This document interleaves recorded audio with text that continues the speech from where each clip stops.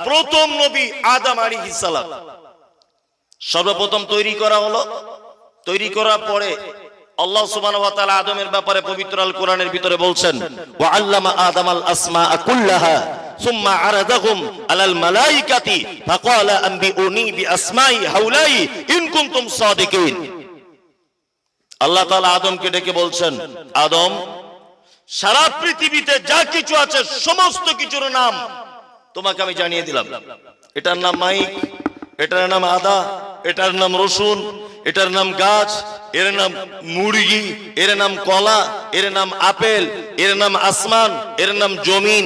সারা পৃথিবীর প্রতিটা জিনিসের শিক্ষা দিয়ে দিলেন কে? আল্লাহ। প্রতিটা জিনিসের শিক্ষা দিয়ে দিলেন।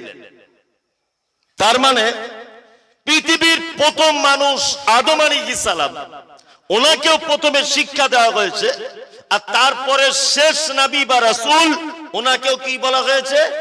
আপনি পড়ুন।